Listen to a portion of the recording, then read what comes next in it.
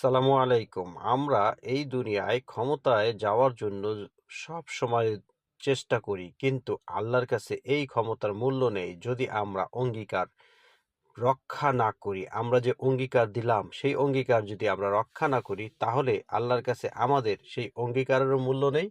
বরং আমাদের জন্য আছে আখেরাতে যন্ত্রণাদায়ক শাস্তি। তাই তো সবসময় খেয়াল রাখতে হবে ক্ষমতা নেওয়া, ক্ষমতায় যাওয়া এগুলাই শুধু নয়। একটি প্রতিশ্রুত অঙ্গীকার যেটা আপনি দেশ ও জনগণের মধ্যে দিয়েছেন, সেই দেশ ও জনগণের সার্বভৌমত্ব রক্ষার অঙ্গীকার, ন্যায্য মান নিষ্ঠার সাথে প্রতিষ্ঠা করার অঙ্গীকার।